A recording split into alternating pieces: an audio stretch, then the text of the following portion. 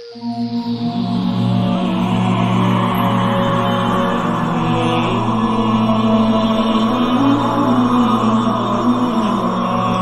रूहानियत के अंदर जब आदमी या कोई चिल्ला कर रहा है, अमल कर रहा है या ट्रीटमेंट ही किसी का कर रहा है, तो इर्तिकाज़ तवज्जो जिस चीज़ का नाम है वो इंतहाई ज़रूरी है कि उसकी पहले कंसंट्रेशन हो अपनी पढ़ाई की तरफ या मरीज़ की तरफ। अच्छा, यही मैं समझता हूँ इसके अंदर ही जो है ना, ये बड़ा मुश्किल काम है, आसान नहीं है कि इतनी आसानी से तवज्जो बनती नहीं है। तो इसको आप थोड़ा सा वजाहत फरमाएं इस चीज़ की कि भाई इसको कायम कैसे किया जा सकता है और फिर कायम रखा कैसे जा सकता है। क्या एक दफ़ा प्रैक्टिस कर ली तो वो कंटिन्यू रहेगी या मुसलसल इसकी प्रैक्टिस की जाए, जैसे नुक्ता भी नहीं होती है या अल्लाह का नाम देखा जाता है? ज़रा इसकी थोड़ी वजाहत फरमाइए। तो इर्तिकाज़ तवज्जो इंतहाई ज़रूरी है।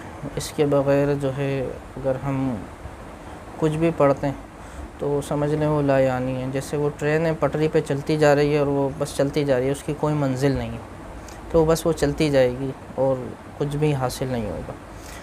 तो इर्तिकाज़ तवज्जो के हवाले से ना बहुत सारी मशक़ें हैं जो इर्तिकाज़ तवज्जो के लिए की जाती हैं। उसमें नुक्ता बीनी है, शमा बीनी है, अल्लाह ताला का नाम है उसको देखा जाता है, अल्लाहु अकबर लिख के देखा जाता है, हज़रत अली करम अल्लाह ताला वजहुल करीम का नाम जैसे या अली लिखकर उसके आइन पर तवज्जो की जाती है। बाज़ बुज़ुर्गों से सूरज को देखना, बाज़ से चाँद को देखना, बाज़ का सिर्फ़ हवा में देखना,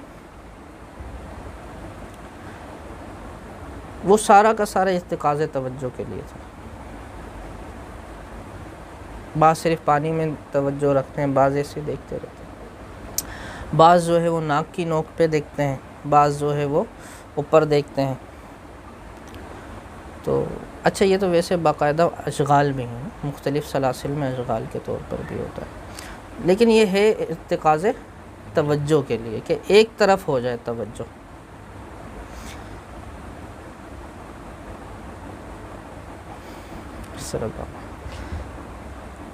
तो ये जो है बहुत ज़्यादा ज़रूरी है।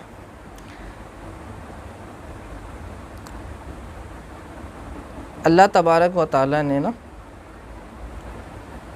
इंसान को अपना खलीफा बनाया है ज़मीन पे।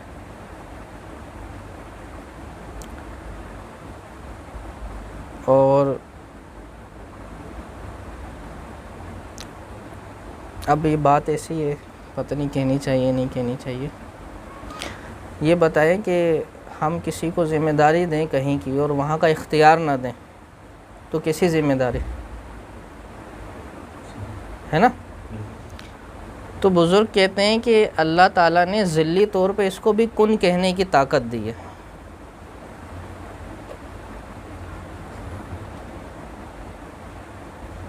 क्या ये भी कह सकता है कि ये उसी का आईना है ना। तो जब वो कुन कहता है तो पहले इरादा करता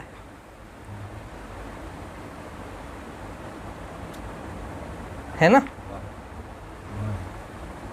तो इसी तरह इसका इरादा जो है वो इर्तिकाज़ तवज्जो है, किसी एक चीज़ पर तवज्जो का कायम हो जाना, और फिर जब वो ये कुन कहता है तो वो हो जाता है।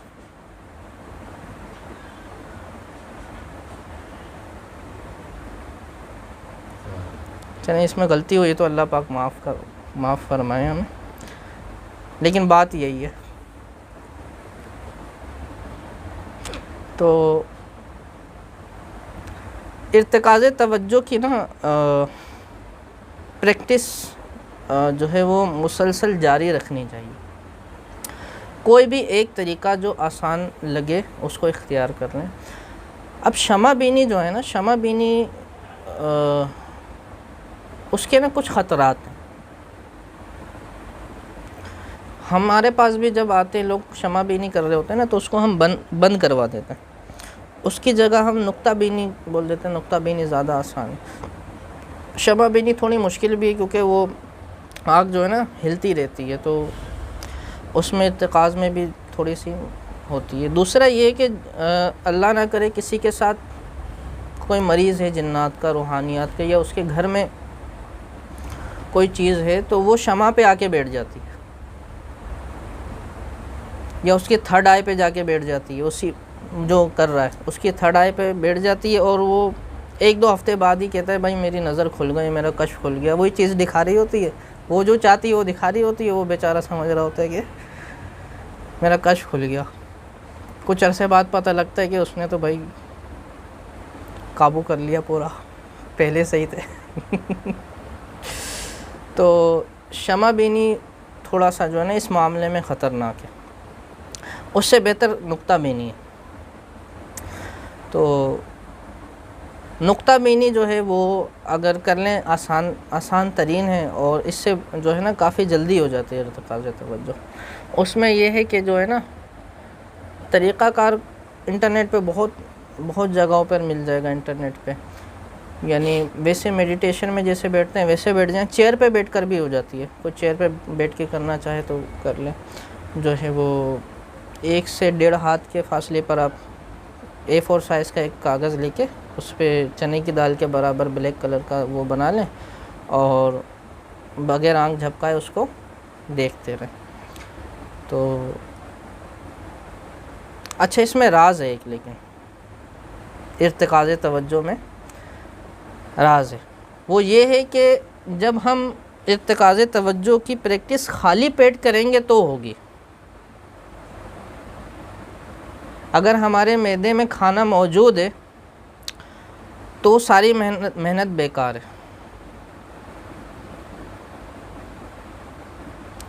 वो कुंडलिनी जो है ना वो ऊपर की तरफ आएगी नहीं, जो हमें करना है। उस ताकत को हमने यहाँ लेकर आना है असल में। जब वो यहाँ आ जाएगी तभी इर्तिकाज़ तवज्जो होगी असल। तो उसके लिए खाली पेट होना ज़रूरी है। इसलिए बुज़ुर्गान दीन भी कहते हैं कि जब आप अस्कार वग़ैरह करें, ज़िक्र वग़ैरह करें तो खाली पेट हों, ताकि वो ताकत जो नीचे है वो ऊपर की तरफ आए। वही जब आज़ाद होगी तभी तो सब कुछ खुलेगा, तभी कुशूद होगा। तो इसमें यूँ है कि जैसे आपको जब भी ज़िक्र करना हो या इर्तिकाज़ तवज्जो की प्रैक्टिस करनी हो, इसी तरह मरीज़ों के जो इलाज किए जाते हैं उनमें ऐसा होता है, आमिलीन बड़े परेशान होते हैं, कभी किसी की काट हो जाती है, कभी नहीं होती, कभी किसी को ज़्यादा फ़ायदा होता है, कभी किसी को कम होता है। तो ये करके देखें कि जब भी आपको बैठना है पढ़ाई के लिए, आप 2 घंटे पहले कुछ भी ना खाएं, और पढ़ाई के बाद 2 घंटे बाद जो है वो कुछ ना खाएं, खाली रखें पेट को, ताकि वो जो क़ुव्वत है वो ऊपर आ जाएगी। तो 2 घंटे तक तो कम से कम वो रहे। जैसे ही हम खाना खा लेंगे तो वो सोलर प्लेक्सिस से जो है ना नीचे चली जाती है वो क़ुव्वत वापस, क्योंकि उसको खाना हज़म करना होता है। तो ये करके देखें, इससे बहुत फ़ायदा होगा इंशाअल्लाह।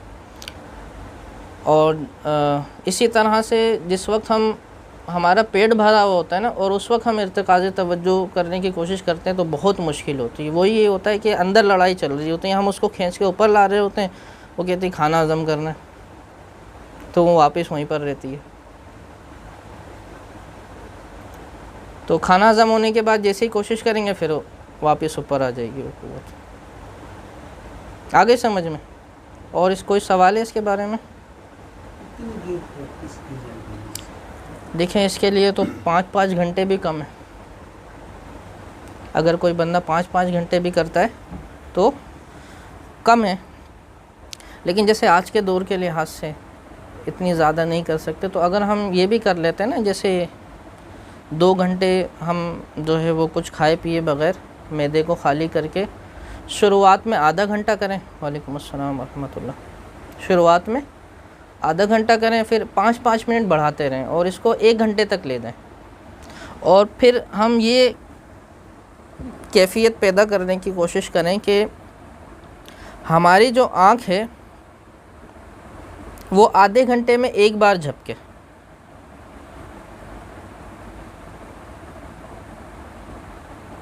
जैसे नॉर्मली रोज़ाना आप 1 घंटे वो कर रहे हैं, नुक्ता बीनी कर रहे हैं, और पूरे दिन ये कोशिश करते रहें कि एक बार झपकने के बाद आधे घंटे तक हम रुके रहें और फिर इसको थोड़ा थोड़ा थोड़ा थोड़ा बढ़ा के 1 घंटे तक ले जाएं इसको भी, कि 1 घंटे में एक बार झपके। तो इर्तिकाज़ तवज्जो भी हो जाएगी इससे। दूसरा, वो मावराई चीज़ें भी नज़र आने लग जाएंगी, इस खुली आंखों से नज़र आएंगी सारी चीज़ें। इसी तरह सांस का है, अगर सांस पे हम काबू कर लें और 3 मिनट में एक सांस लें,